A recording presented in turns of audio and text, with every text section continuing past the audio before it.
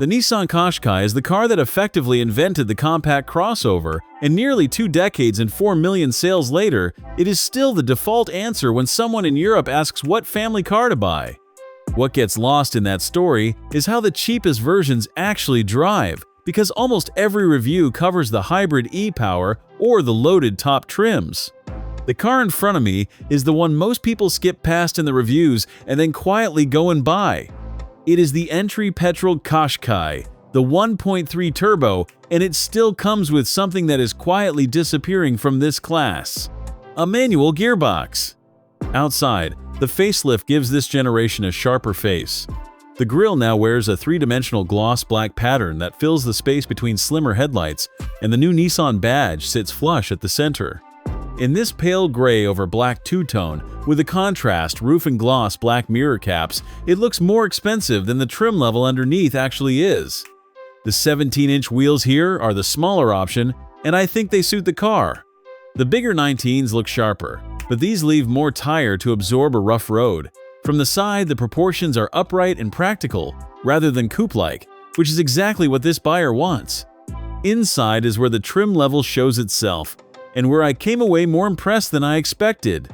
The dashboard mixes a soft upper section with harder plastics lower down, and there is a thin strip of ambient lighting across it.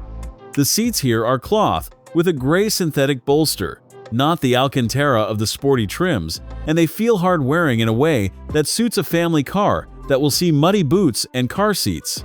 The driving position is one of the best in the class, high and commanding, with a wheel that adjusts for height and reach. This lower trim keeps a 7-inch digital display flanked by analog dials rather than the full widescreen, and the physical climate dials below the vents are exactly the kind of thing owners appreciate every time they reach for them without looking. And then there is the gear lever, a proper 6-speed manual with a clutch pedal in a 2026 family crossover. That alone tells you who this car is really for. The honest part is that this is not the Qashqai's strongest feature. The shift action is long and a little vague, and it can feel jerky as you pull away until you learn the bite point of the clutch.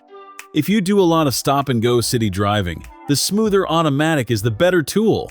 But out on an open road, settled in a gear, the manual gives you a connection that the e-Power simply does not, and it knocks a meaningful chunk off the price.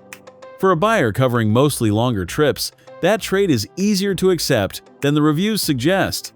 If breakdowns like this help you work out which version is right for you, subscribe so you catch the next one.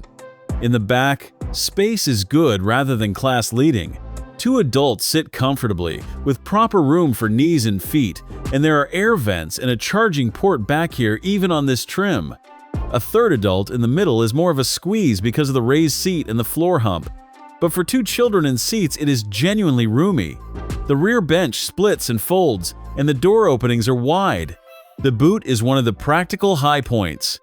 You get around 504 liters in this petrol manual, which is roughly 17.8 cubic feet, and it comes with a height-adjustable floor and a removable shelf, so you can split the space. That is more than you get in the hybrid, because the e-Power loses some volume to its battery. Under the hood sits the 1.3-liter turbo petrol with mild hybrid assistance, making 138 horsepower and 240 Nm of torque.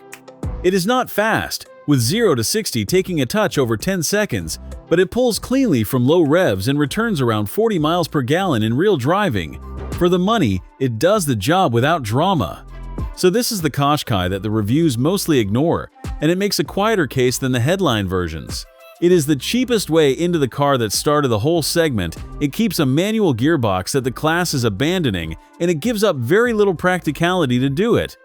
For the right buyer, the one most reviews forgot to picture, that is a more interesting car than the spec sheet lets on.